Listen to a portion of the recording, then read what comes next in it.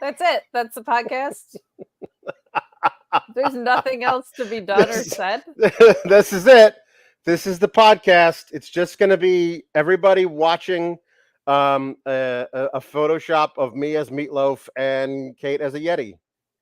I tweeted this, and I don't want to get us demonetized, so I'm gonna do the censored version. But I said, "Holy S, I look good," because my God, like, do these? How does she keep outdoing herself, Alex? Like, I don't know. They started as really fun and good, and they've just, my God, leveled up. Yep. How did she put my face in the Yeti face? I don't know, man. And it's what's so great is that she uses your glasses, I think, to like make you the giant eyes of the thing. It's awesome. And you, uncanny resemblance to Meatloaf. Oh yeah, no, look just like him. You kidding me? I'm a dead ringer for Big Jake Grizzly.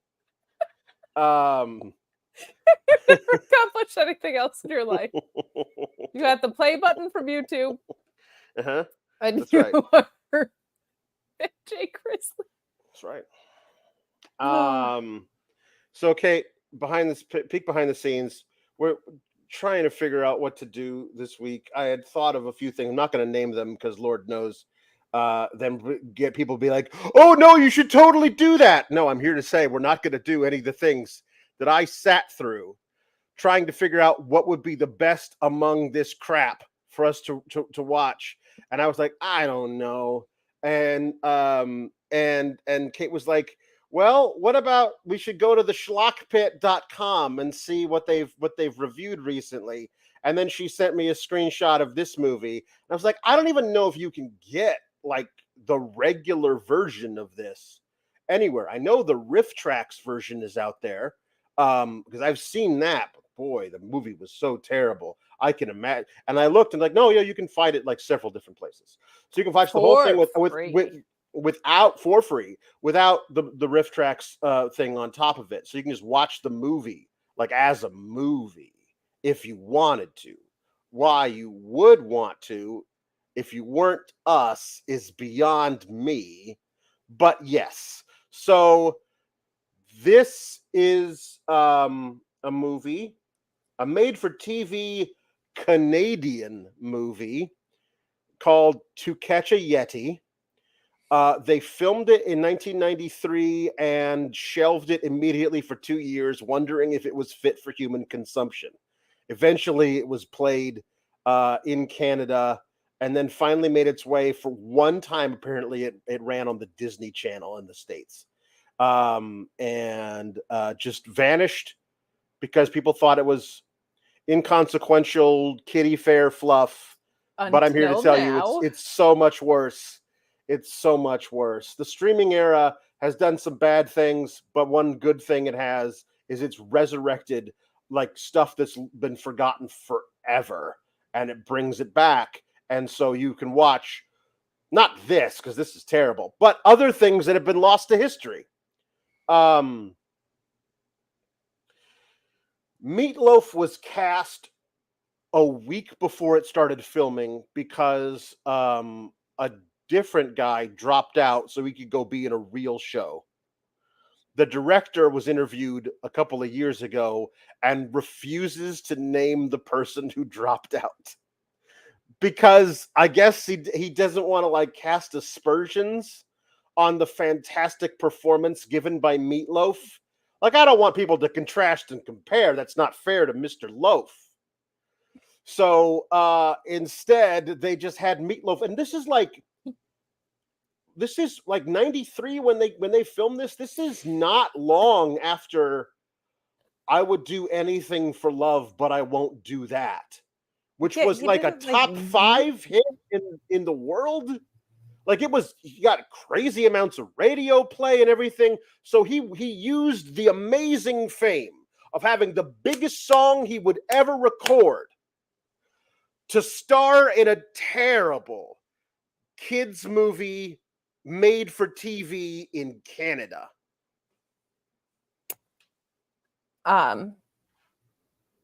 First of all, I did not realize his name was Meat Loaf. Mr. Loaf is excellent.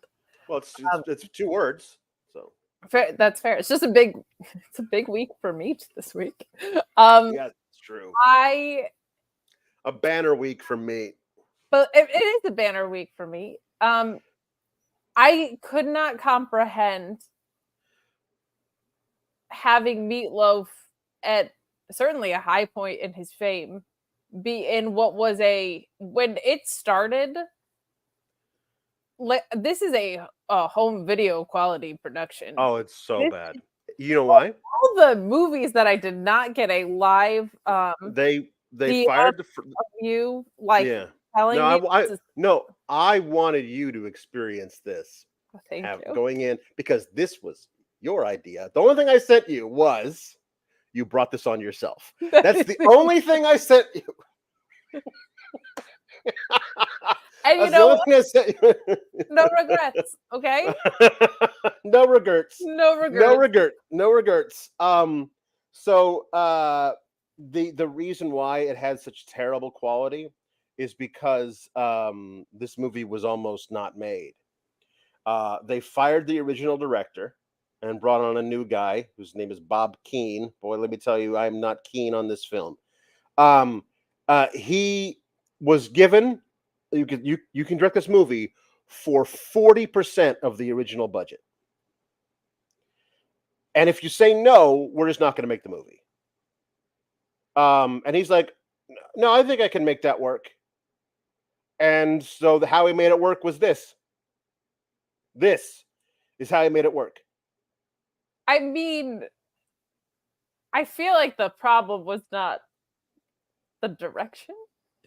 You know what I mean? I feel like it was everything about it. Mm-hmm. Yes. Also, you didn't say hello, Newsies, and it's making me itch. Hello, Newsies. Sorry, thank you. I did the thing with I did the thing with this thing, and it took me out of my game. It took me off my game. I'm sorry. Sorry. It was worth it, but it just felt weird. Also, this because definitely. Okay, so yeah, Meatloaf is the only person you will have ever heard of in this, unless you're Canadian. There's a guy in it. It's his first movie. He went on to do a lot of like TV stuff in Canada. His name is Rick Howland. And he is legitimately 4'7". He has osteogenesis imperfecta or something. So he's not a little person. His bones didn't grow. He's Danny DeVito sized. You know what I mean? It's that kind of a thing. So, right? I ostensibly to make, I think, Meatloaf look 7 feet tall, but I believe Meatloaf's like 5'9.5". I don't believe he's a very large dude. He might be taller than that. I'm not sure. Anyway, he's very small. So they cast a very small, very short guy, and then decide to call him Blubber as though he is fat, which he is not. He's not a fat guy. They put a little like a fat pad in him, but like the whole thing is about how fat he is. Everyone calls him fat for the whole movie, ignoring the fact that he is 4'7". Yeah, this is like when in Greece they made fun of the girl for being fat and she was not fat. Like Blubber seems like an overkill for this man's stature, I would say. Yes. No, he's definitely anyway. The opening of it is Blubber. Mm-hmm. Thinking about two things. Over his left shoulder, you have a thought bubble of Bigfoot footage, and over his right shoulder is donuts, because he's fat. Because he's Blubber. Why is he daydreaming about donuts though? I don't know. Just to show you how fat he is when he's not actually fat. He's in a movie.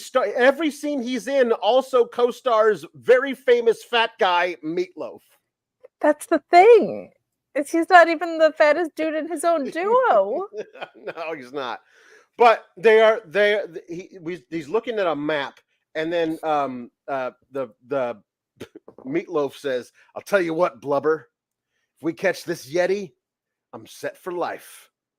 And this is all this footage is over a very Tom Waits-esque singer. I don't think it's Meatloaf. but he's definitely doing Tom Waits impression. But it's this weird thing where he was like, he's talk singing in a very growly, gravelly voice, where he says, uh,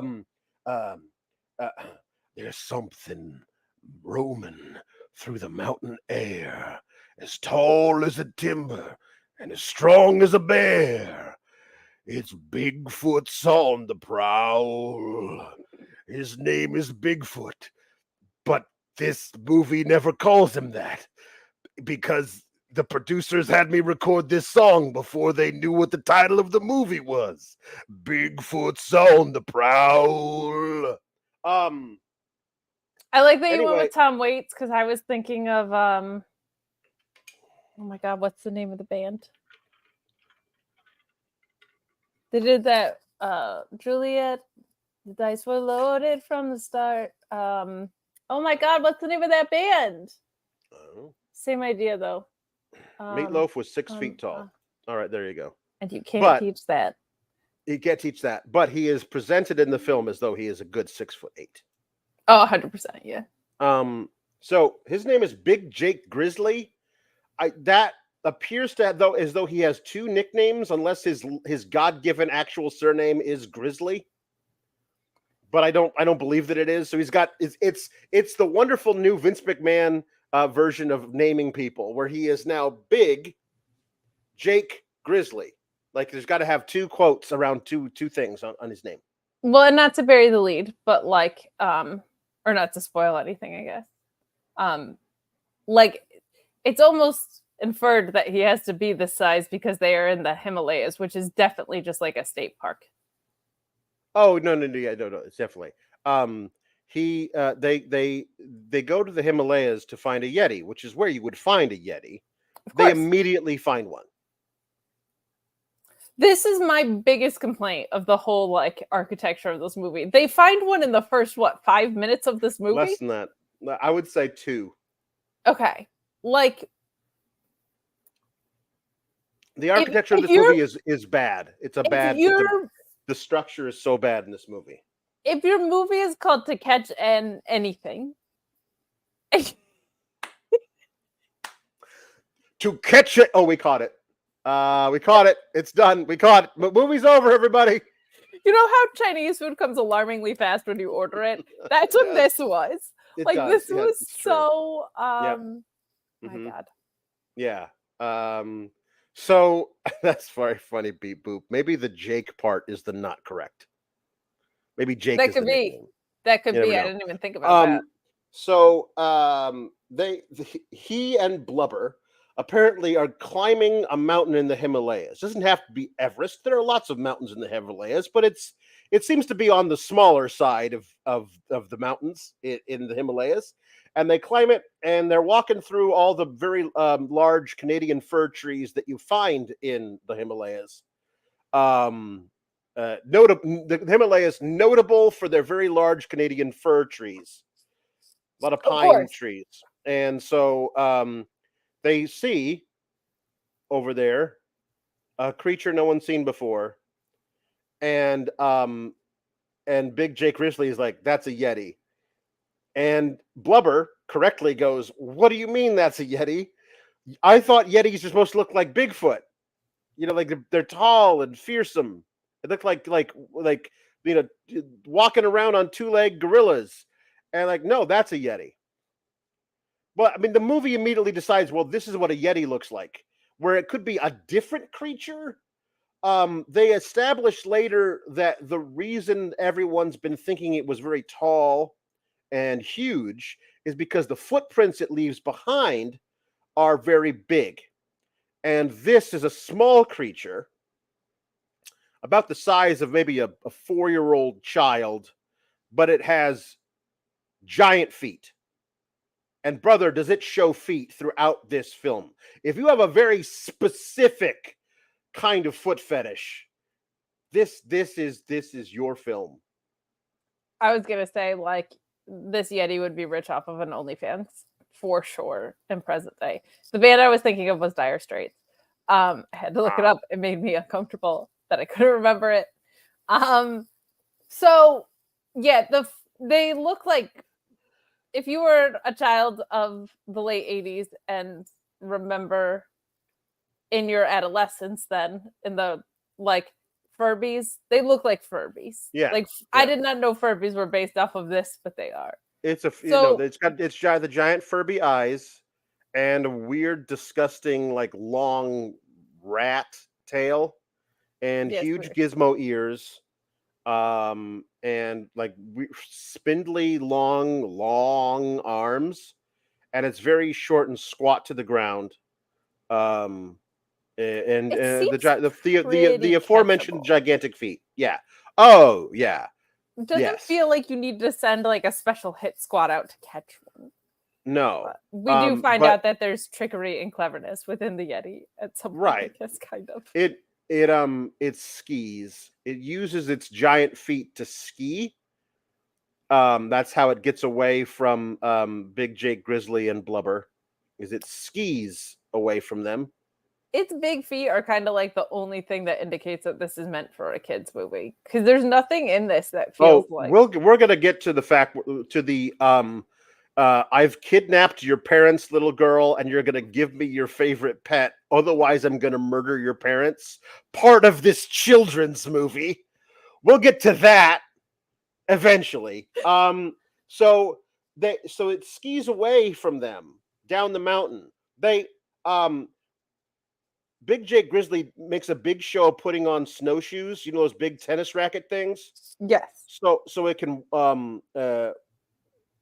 so he can sneak up to it without falling into the snow. And then it skis away, and then they just run down what is obviously an asphalt road covered in snow because they don't sink into it at all while they're running after it.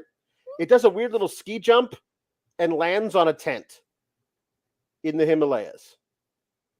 Just a tent hanging out, and it goes into the tent, and then Meatloaf and Blubber show up. Big Jake Loaf and Blubber show up, and they Grizzly Loaf. Yeah. The grizzly young veterans. They show up and they start looking in the tent, but then the people who own the tent show up. Hey, what are you doing in our tent? Oh, nothing. Looking for an animal. You guys American? Which it is kind of odd that you would find two Americans in Nepal looking through your tent. Hey, so are you? You're both Americans. Where are you from? Is the thing I would ask the first people that I meet going through my tent. Yeah. Well, we're from Texas. Where are you from? Upstate New York, says the white guy. Uxbridge, says the black guy. And Uxbridge, New York, is what they say, upstate New York. And it's like, oh, it's a very, very specific thing for you to tell me right now so I can find you later. So it's like we're looking for a little animal, small and furry. And then Blubber says, a Yeti. And it's like, that's just a joke. But my assistant told, we're not looking for a Yeti. We'll just continue on our stroll. And then somehow packing up the tent without recognizing there's a Yeti inside it, they pack their gear. And because they have to leave, the plane's going to leave without them. Where there is a landing strip in the top of the Himalayas, I don't know. Instead of the stock footage of a plane flying away, they could have stock footage of a helicopter flying away, and that would seem much more likely. However, it's a plane. It's one of those. It's a Harrier jet. One of those that can take off by like raising up and then going. That must be what it is, but it's not. I'm guessing based on the budget of this movie, the plane stock footage was just less expensive than Must have been. helicopter. Must have been. But they got a deal on plane stock footage. The helicopter stock footage. They already had one of those purchased. Was $2 more, and they couldn't spend it. They spare the expense. I can't emphasize enough how nobody in this film is good at their job. No, like there's or really accurately concerned about things. The weight of concern, yeah, does not exist, and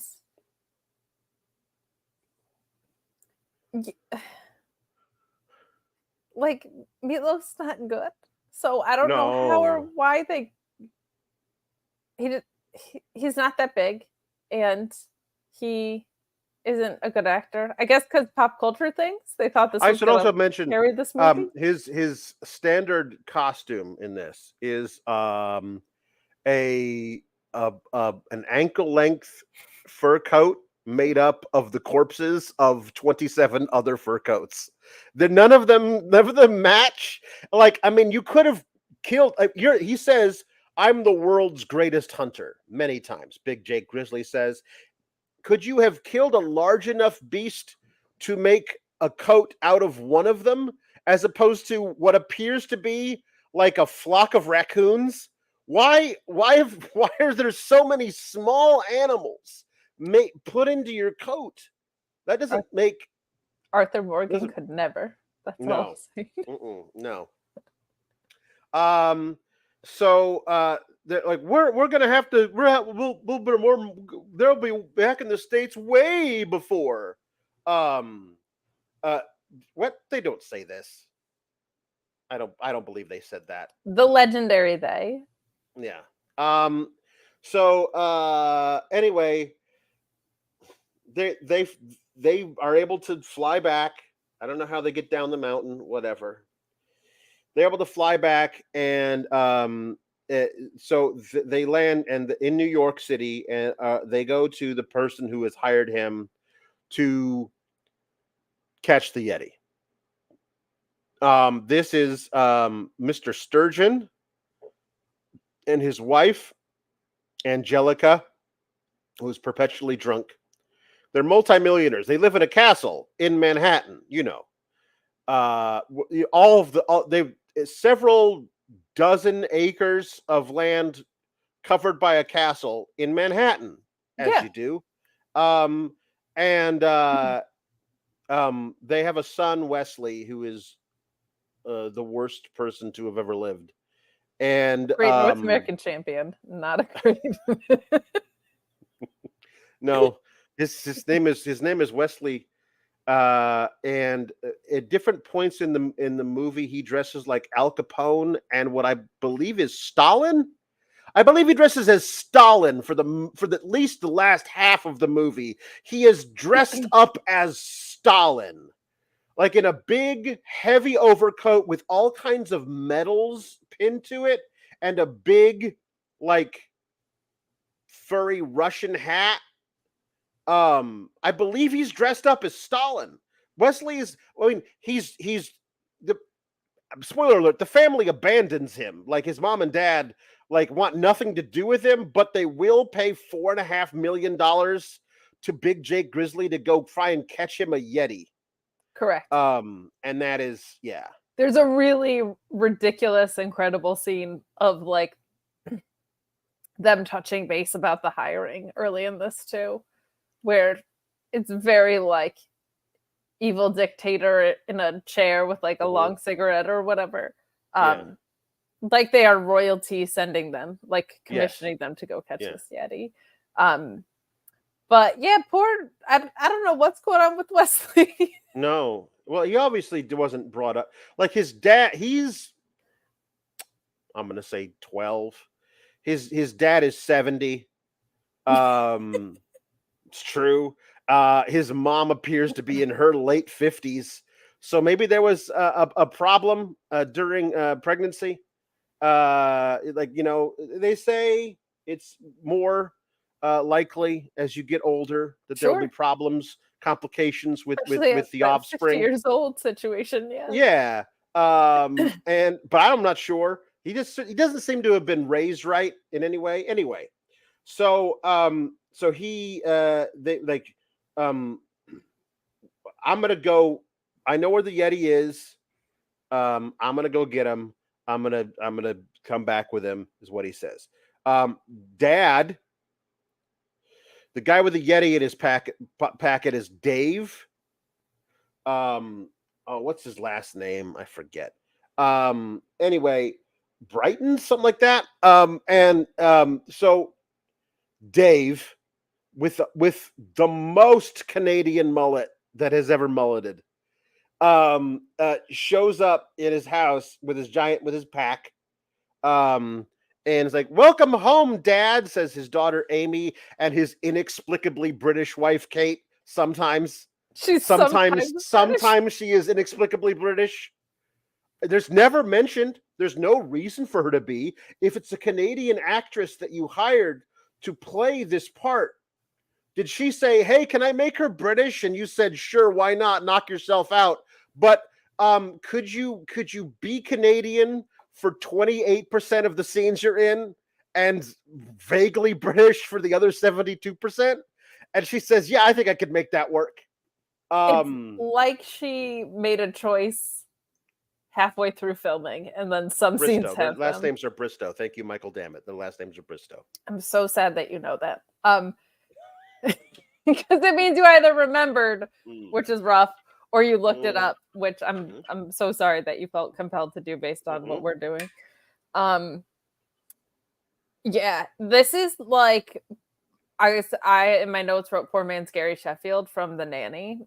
And I don't know why she's British sometimes. But I also like we can talk about it in a little bit, but like I'm not sure why the people catching a Yeti are the villains of the movie when a Yeti is like an unknown creature. Well, because a little girl fell in love with it, and you're not allowed to separate a little girl from her pet in movies. That's like, yeah, I guess like the idea that you're commissioned to go find an unknown creature and that's usually like a heroic thing because you don't know what that creature might be or bring. I guess because it's cute and this little girl likes it. It's cute, and so therefore it's anything cute is inherently not dangerous and should be protected, I guess. Well, that's so true, yeah, bumblebees are adorable. There's poisonous tree frogs that are so cute. Listen, I agree with you. I'm just saying how movies usually operate, especially Canadian made-for-TV ones. So he says, "Wow, gosh, it's so good to be back." And she says, "Did you see any abominable snowmen, Daddy?" "Well, we saw one or two, but they took one look at Mike, my friend, and ran screaming down the mountain." Anyway, I'm so tired and so jet lagged, but I'm also very hungry. And she says, "I made you a pumpkin pie, Daddy." There's no indication that it is November or like this might be his favorite thing. But she says, "Great, I'll have a slice as soon as I'm out of the shower." So it goes upstairs, and she brings him a slice of pumpkin pie up into his bedroom and leaves it on a plate with a fork on the floor directly outside the bathroom door of the ensuite bathroom. Why is there floor pie? Floor pie. I don't understand why. There are several end tables, surfaces. Even the bed would be a better place to leave a slice of pie than the floor. And she walks in, and he is singing both The Barber of Seville and Fly Me to the Moon badly. Figaro, Figaro, fly me to the moon. That's what he's doing. You know how you sing in the shower. And she says, "Daddy, I left your pumpkin pie on the floor outside the bathroom. Great, I'll eat it as soon as I get out of the shower." Like as soon as, because that's the only reason you would put. Like he could get dressed and come down to the kitchen and eat it like a human being, but no, floor pie. Anyway, so I wish they had made the choice to have him be like, "I need my shower and I am exhausted. Okay, I just want my shower and my pie back to back like I always have it." Like if he was just like, if you could like serve me the pie while I am in the shower, I want to take bites in between Figaros. Darling, you know what I mean? Please just put it on the vanity of the sink of the the bathroom. So the Yeti comes out of his pack and goes and grabs the pumpkin pie, which is the worst pumpkin pie ever made because it has the consistency of this book. He grabs it and it doesn't squish when he grabs it with his hands. Like it's awful pie. It's core skateboard pie. It is the biggest pie. Yeah. And so he goes and hides. He hears the shower turn off, and like all Yetis know, when you hear the water stop, that's when somebody's going to come out of the bathroom, and the Yeti knows this from all of the showers that's been around. So it goes and hides under the bed, and he comes out, and he's like, "Oh, what? This is a nice little prank from my daughter. It's an empty plate with a fork. I better get dressed, and I'll go downstairs." And I have a theory about this. Mm-hmm. I think the Yeti watched the Gremlins and knows that water is dangerous. Perhaps. It knew. Perhaps. So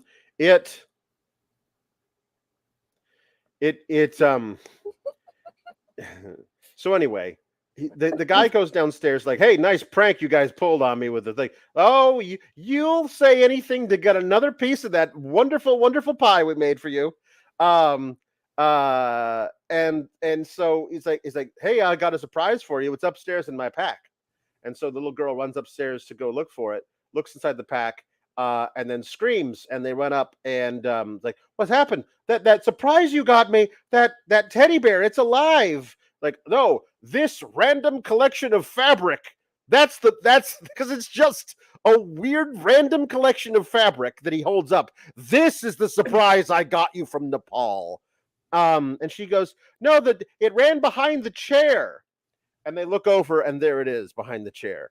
They're fundamentally misunderstanding a major component of this, which is catching the Yeti. It's already been caught accidentally, right? Then you come in like, "What are you talking about? It's behind the chair." They look behind the chair, it's not there. And then there's a good 15 minutes where the girl swears she saw something and the parents don't believe her. And then if there's weird stuff that goes missing throughout the house, and then eventually they do find it. That's how these movies work. It's like, but this movie goes, "No." She says it's behind the chair. They look over, and there it is. And no one is concerned that this kind of animal that no one has ever seen before got stowed away in Dad's pack from Nepal to America. Actually, the vaguely British mother goes, "It's okay. It's all right." And I don't believe that you would know that. My notes just say "terrible parents?" ? Because are you not concerned that an unknown, never mind your own safety, your child daughter around an unknown, you're not vaccinated for whatever the hell a Yeti is. You don't know what the Yeti is carrying. Never mind if it's actually secretly vicious when it actually just has giant feet. Their immediate thing to do is try feeding it, because it ate the pumpkin pie. That must be what happened. They sort of find the crust, and so like, "Here, I'll feed it the first thing, an Oreo," and it takes the Oreo. And the 10-year-old girl in 1993 Canada says, "Perhaps he would like to try a Frankfurter," which is a very, very old name for a hot dog. It's like, "Hey, will you like a piece of my liver and onions sandwich? How about this weird Jello with tuna inside it?" Like, what is this weird thing? It's like, I guess it doesn't like Frankfurters. My bratwurst and milk, or what? Well, is that what it was from White Christmas? I don't know. What is that weird combination?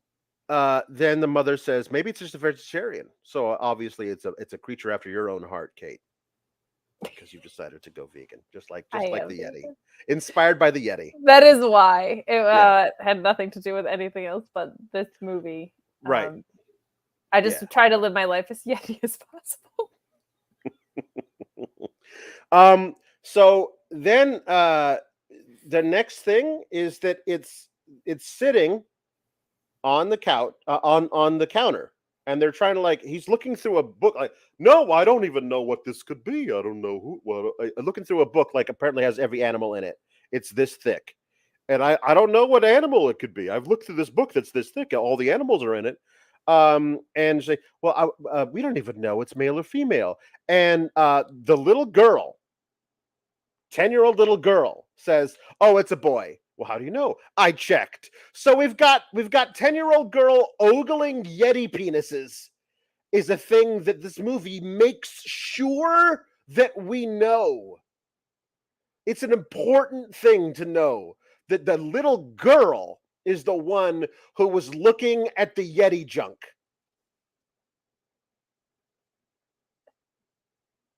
I have so many issues with this.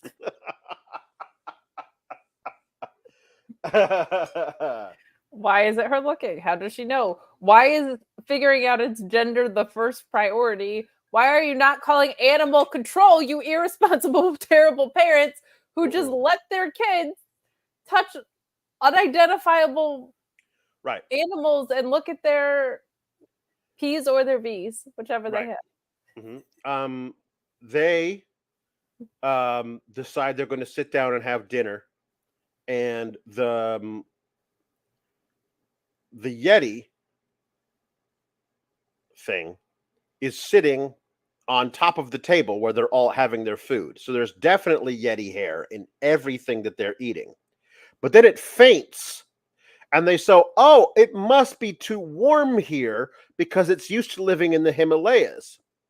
Let's put its naked, hairy butt in our sink where we get our drinking water from and fill that sink with ice. And I know how do you cool somebody down?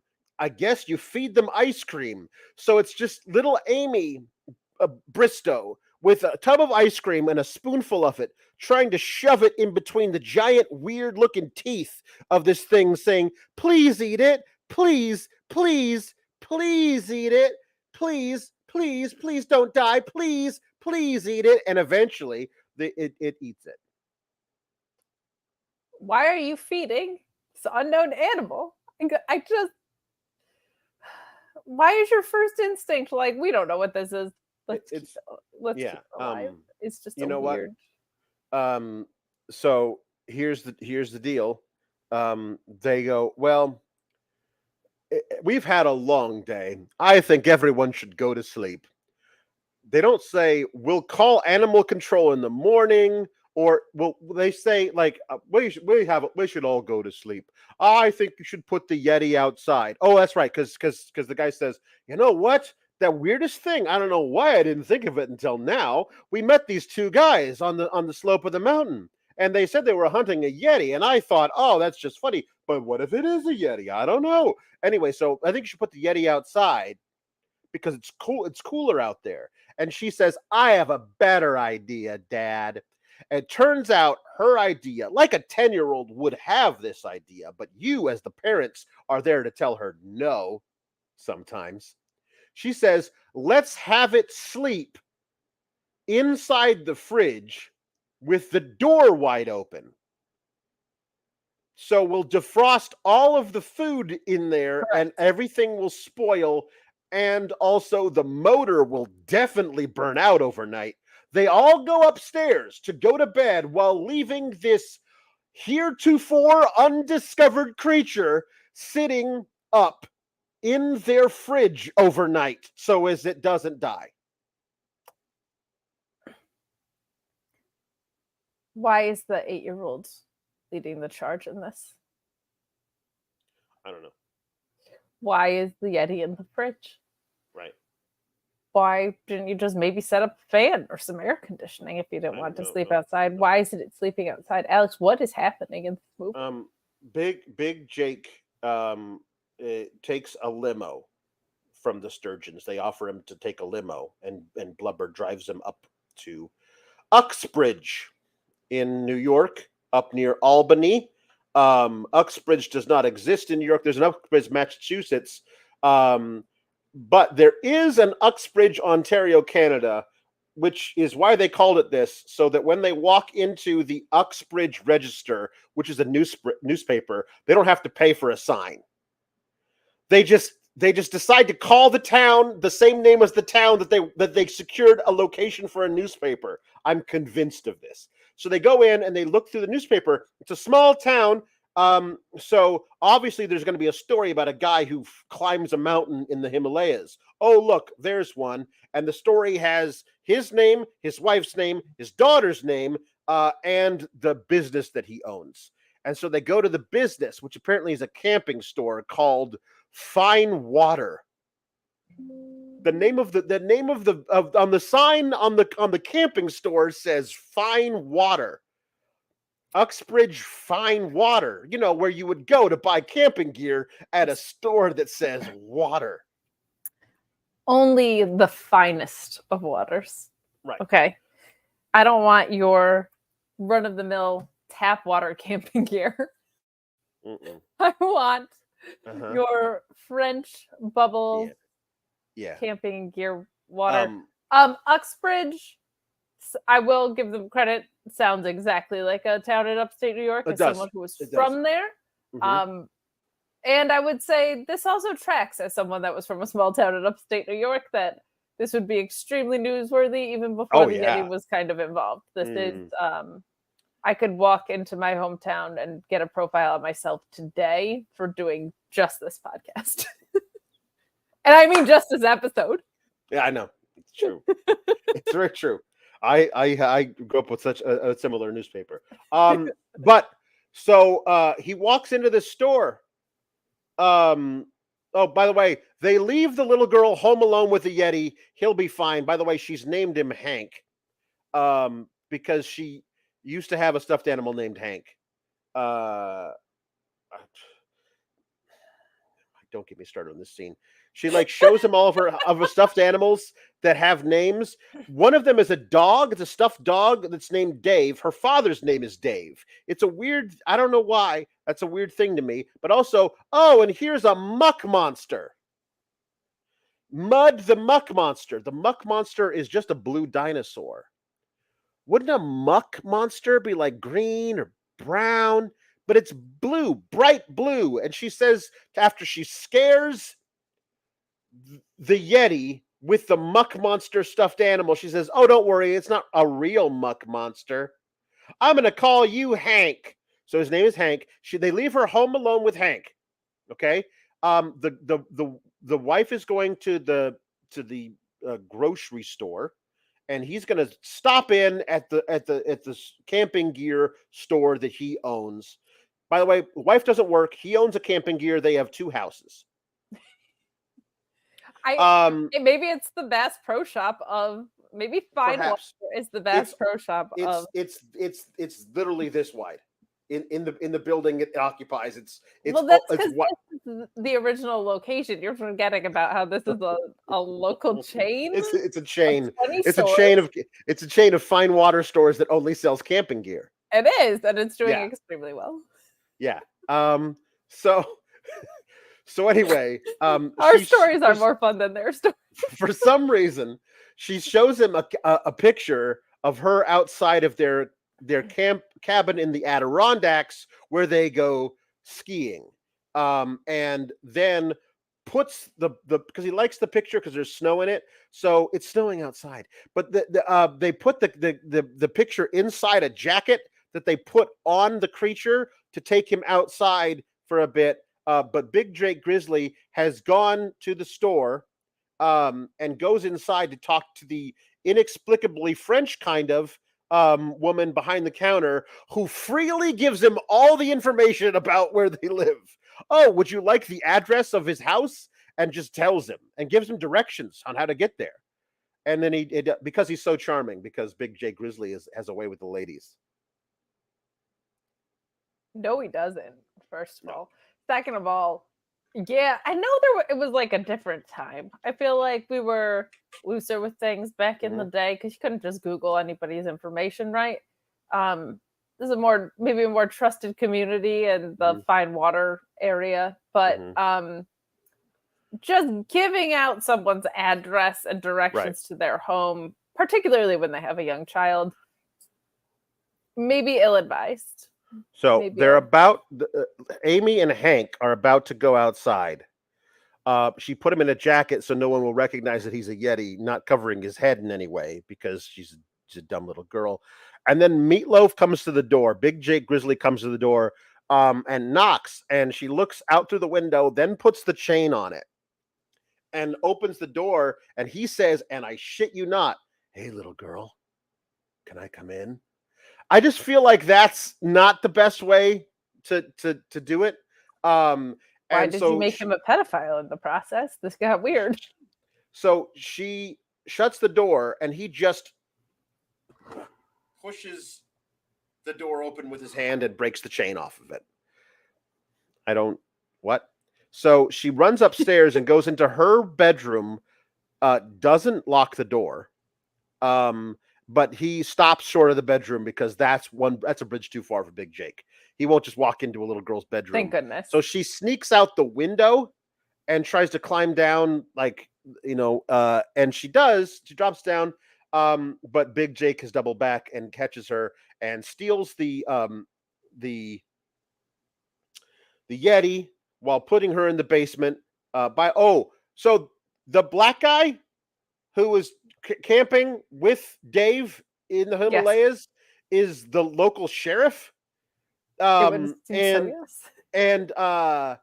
so he is there to only do things illegally to help his friend Dave. He's not a very good cop. He is a dirty cop, it turns out. This got very weird. Big Jake Grizzly is not so big that he can just touch a door and a chain locks. And also, if your chain is that weak, I don't know, parents maybe do a little better job of protecting your kid. Yeah. This is weird. Also, was she home alone? Because she's not home alone age. This is wrong. She's 10. She was left home alone the mom went to the store just for a few minutes. Now she goes to the grocery store and she comes back out to the car and gets into their little SUV thing. And she gets in the car and the car won't stop. And she looks down and she says, "Out of gas?" That's just about poor planning. I forgot about that. I forgot that sometimes British mom was out of gas here. Right. So then the guy goes back to the store and they find out that Big Jake came for him. Mike is with him, the cop. And so you need to give me a lift back to the house because we got to save the little girl because Big Jake's going to come and get her. So they drive up to the house, going up on the curb, running over people on the sidewalk. Mike is a terrible cop. And they finally get there. They go in and they get her out of the basement and there's a horrible man. He came and he stole Hank. We got to get him back. And the dad's like, well, thank God that's over. This is the end of the movie if the dad is in charge. 100%. Oh, good. 100%. We don't have to worry about this anymore. But then the mom comes home, walking home with her groceries. And it takes her, I don't know, I'm going to guess conservatively at least 3 hours to tell her husband that she left the Jeep parked in the parking lot of the supermarket. She says it broke down, but crucially, that is not a broken down vehicle. Walk your happy ass over to it's kitty corner from here. What supermarket doesn't have a gas station right next to it? Walk over to it, purchase one of those little gallon-sized things of gas, fill it up, and then put it in your car and drive. They can't drive. Spoiler alert. Amy runs away to go and try and rescue Hank from New York City because she hears them say that's where they're going. And then the mom is like, oh, we can't take the car after her. It broke down. It ran out of gas. So, says Mike, I'll give you a lift to the Albany train station. You can take the Albany train there. And by the way, the little girl, 10 years old, bought herself a ticket with her piggy bank money on a Greyhound bound from Uxbridge to New York City. In the time of this conversation, she did that, Alex. Not even... She managed to pack up and get out of town while this conversation was going on. Look, British lady, whose name I don't remember because I don't care about these people. Oh my God, we have the same name. Okay, so honestly, relatable. Okay, I've got ADD. I forget about things all the time. If your car ran out of gas, that's something that you should resolve sooner than later. Mm-hmm. Even I, who remembers nothing about anything ever. Right. Right. Is like not like, oh, I completely forgot the car broke down and it prevented me from getting back to my kid and we had a break-in in that time. Okay. So here we got 10 minutes left. Here's the lightning round. You ready for this? This is me doing the rest of the movie. We are, by the way, a third of the way into the movie. Most of the movie takes place doing all this crap. So Big Jake takes the Yeti to the sturgeon's place to give it to the kid Wesley, who hates it because it's not a giant creature ready to gnash and tear its claws. Okay. Amy just is able to get off the bus and know exactly how to get to where these people live. The sturgeons. Of course. And so then they get off the train and they go to where the sturgeons live because they know where that is. And they find Amy huddled in a corner of their giant estate, crying because they can't get to Hank. Wesley has taken Hank upstairs, and I guess going to attach him because he can shoot Nerf bullets at him. Like that's what he's doing while playing air guitar on his Nerf gun and wearing a mad scientist. His room is the size of a warehouse, and it has giant lampposts in it covered with cobwebs. Because he lives in a spirit Halloween. I don't know what. But the dad pretends to be a customs agent to go into Wesley. By the way, earlier electrocuted a maid for no reason. So another maid is there, and they wear French maid outfits. By the way, yes, like they're the maid. Yeah. The maid says, "Do you have any ID?" And he says, "Don't need it. I'm coming in because I know all about the Yeti." And so he goes and he's threatening to call the FBI, the CIA, the DEA, and the FDA, and all the agencies he can think of that are going to come in here and they're going to tear this place apart. So give me the Yeti, he says. Meanwhile, the mom and the daughter are snooping through the house, and she runs in. The little girl knocks out Wesley with one punch. Takes Hank, and they run away. Big Jake's already been there to give the thing up. He says $4.5 million. Well, I don't have it on me, says Mr. Sturgeon. I'll have to send for a courier from the bank, and they will bring your money here. And as they are walking into the building, the little girl carrying Hank is walking out and runs into them, and the briefcase that they're carrying full of money is apparently not latched in any way because it flies up in the air and there's money flying everywhere. And they bought the rights to one song for this movie. Martha and the Vandellas got nowhere to run to, baby, got nowhere to hide. They play it for 8 straight minutes as they're running through, I guess, Central Park, trying to chase the girl. The parents are chasing Big Jake and Blubber, who are chasing the girl. And the Yeti jumps on a skateboard, like on his belly, and runs through the entirety of Central Park, which is actually just a terrible little park inside of in somewhere in Ontario. And so she's running after the Yeti, and Big Jake and Blubber are running after her, and the parents are running after them. Meanwhile, the sturgeons are trying to catch all the money. Got nowhere to run to, baby, for 8 straight minutes.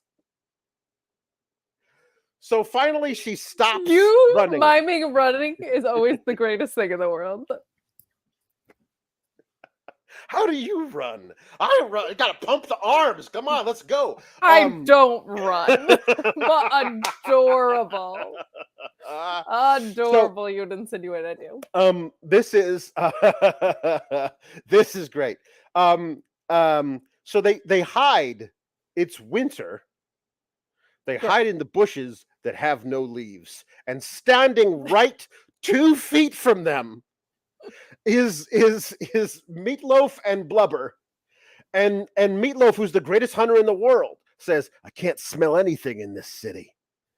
The Yeti is literally 6 inches from you. I don't know what, you can't smell the Yeti, but like, let's split up. We'll flush her out.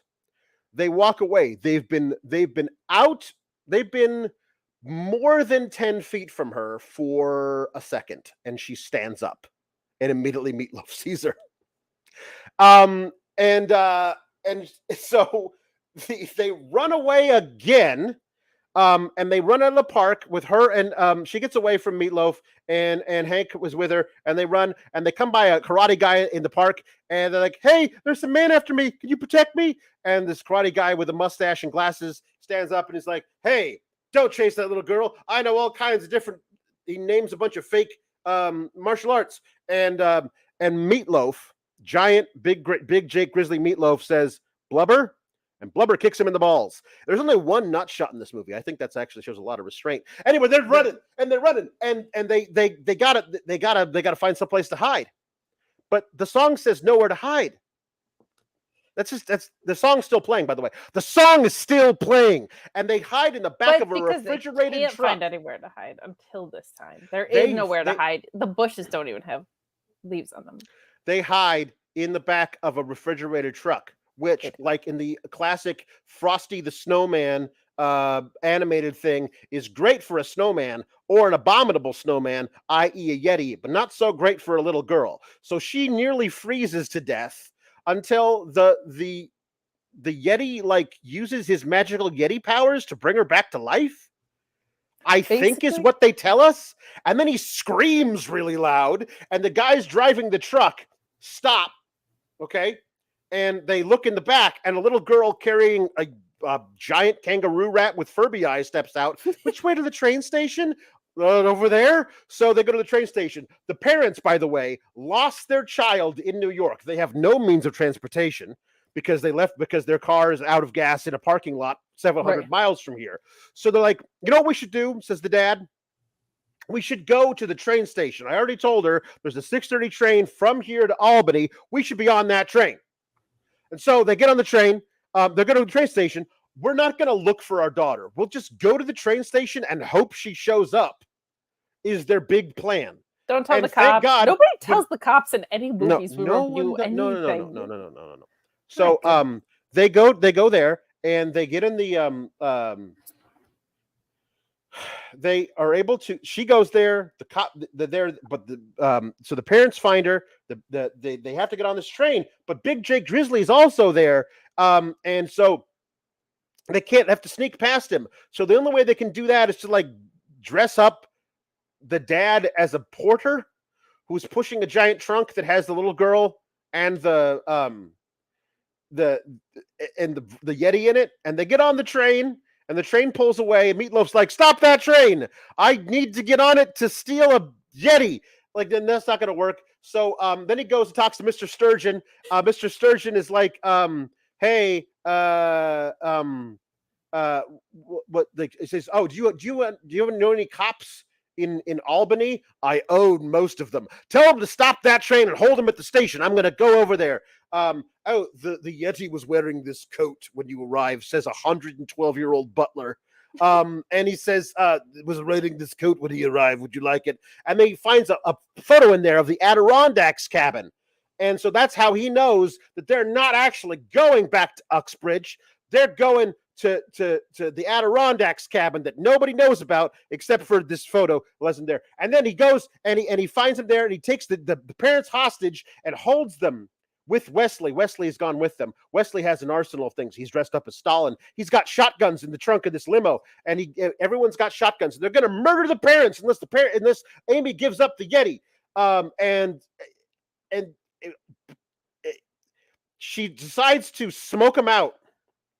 She like stuffs blankets down the top of the chimney. Don't ask me how she got up there. And there's smoke starts filling the cabin. So Big Jake just walks outside and sits there on the front porch. He goes, "Listen, all you're going to do is kill your parents. Just bring me the damn Yeti." Alex, this is a kid's movie. This is where we have to. I have no problem speeding through all the New York shenanigans, but we have to pause here. I'm sorry to Jimmy Van, we're going over. Listen, this is a kid's movie, and the scene, if you were a kid, is horrifying. Yeah. The parents are tied up and gagged near a fireplace. There is a little girl on a chimney who is smoking her own parents out. Mm-hmm. And there is a big grizzly man who's like, "Listen, you're going to be the one to kill your parents. Unless Your parents are going We to die make of a smoke deal. inhalation that you caused if you don't bring me your favorite pet. So, those are your options, little girl.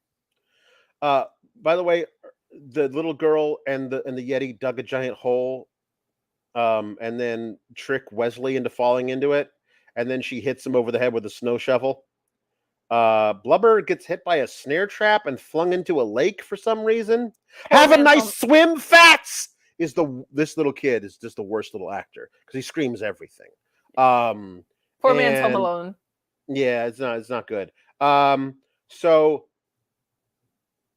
eventually, what happens is Hank is snuck through the window or the back door, and Hank unties them. And then the dad comes out and the Yeti unties them. Hank. Oh my God. I'm sorry. Yes. I forget that the Yeti has a name because why is it named Hank? Hank. I don't know. He's just the Yeti. He's Furby Yeti. Yeah, he's Furby Yeti. He's Furby Yeti Hank. So he also, unties his them. Feet are not talked enough about in this review because we had to speed through a lot. But they the feet are a lot. They shut a lot of the soles of his feet. It's gross. They're oversized and gross. The dad punches Big Jake Grizzly in the face, and Big Jake Grizzly says, "Seriously?" And then the mom hits him in the son of a bitch. The mom hits him in the head with a giant piece of wood. I don't know where she found the giant piece of wood, but the mom knocks out Big Jake Grizzly with one shot with a giant piece of wood. And then good of her, since this whole thing is her fault with the stupid car, but pretty resilient for people who are about to die of smoke inhalation. I gotta say, they did well physically.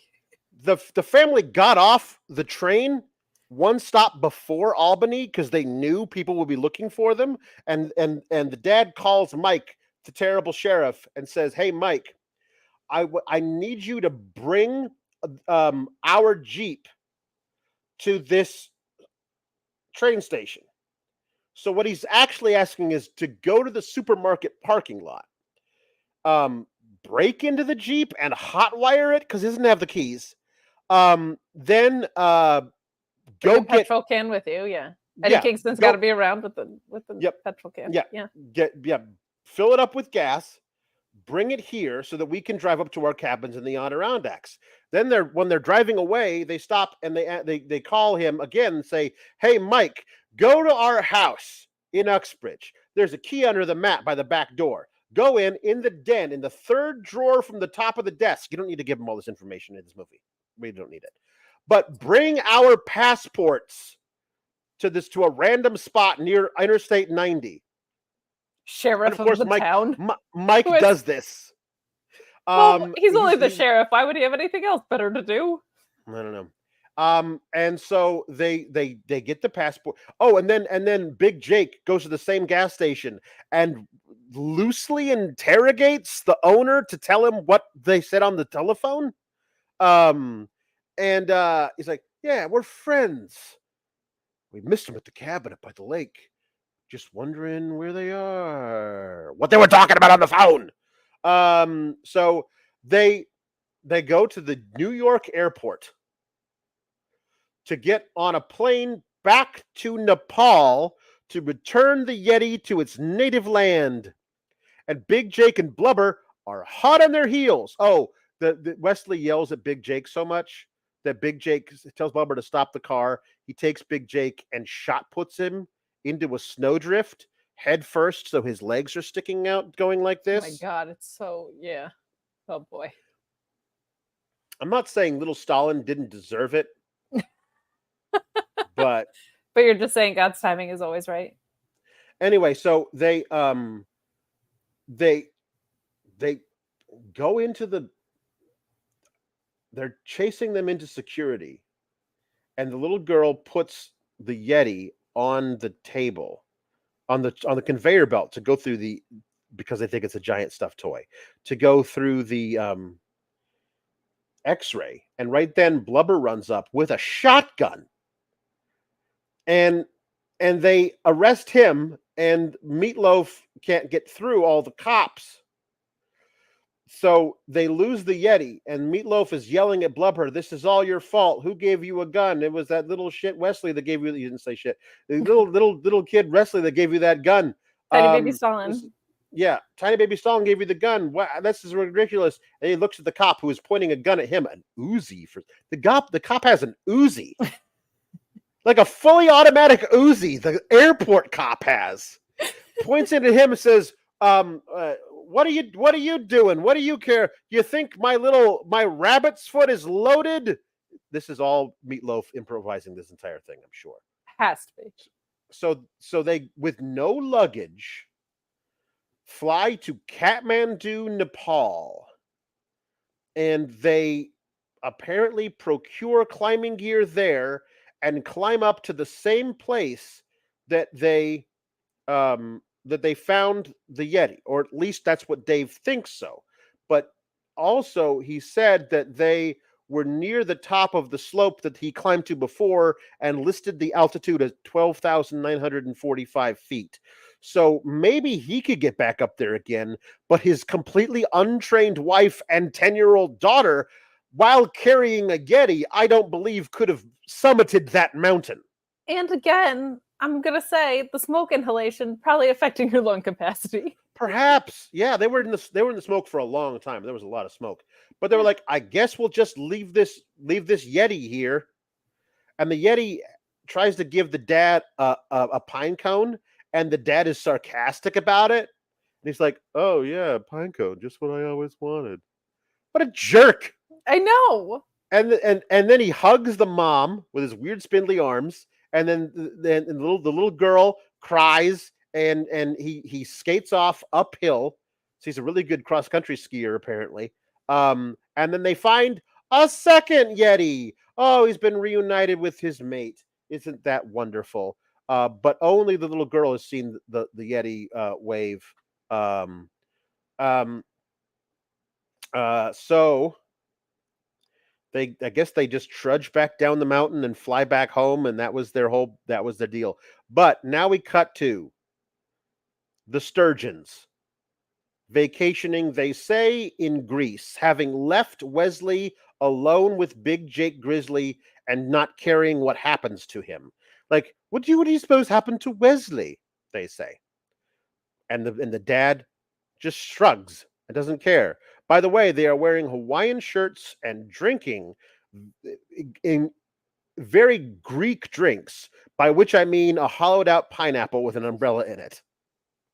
They could have just had them go to Hawaii if they were going to dress them like this, but in the script, they make sure they say it's Greece twice, but they're drinking giant, hollowed out pineapples. They also brought their 112-year-old butler, Hayes, with them. They have butlers there that you can hire in Greece, I'm pretty sure, and in Hawaii.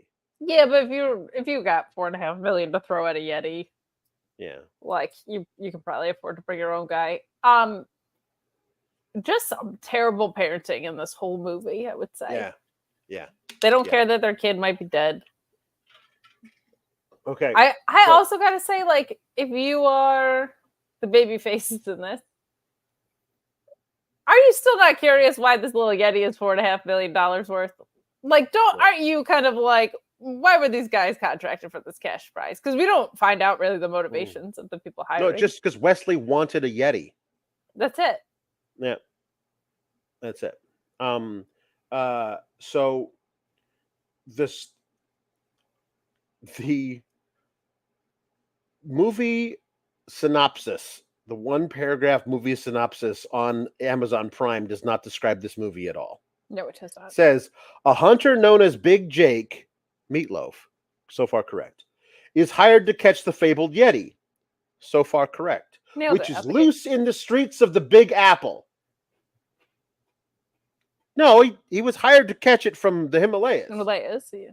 But after encountering the mythic beast, supposedly the first time he sees it is in the Big Apple, Jake discovers that the Yeti is a furry, cuddly creature. So, when he is forced, not paid, handsomely and willingly gives, but forced to hand over the Yeti to the spoiled son of a millionaire New Yorker, Jake teams up with a little girl to prevent the Yeti from falling into wicked hands. The person who wrote this did not see the movie. And nor should they. Nor should they. I'm going to say this was AI. And they are using AI for movies that only you and I are going to be watching. That's my thought on the description. Yeah. Oh, by the way, Wesley, the last frame of the movie is Wesley still stuck head first into a snowdrift, legs still kicking like this. Yeah, he's going to die that way, and the parents don't care. Oh, he's definitely dead because he's gotten no oxygen in the time it takes for them to fly to Kathmandu.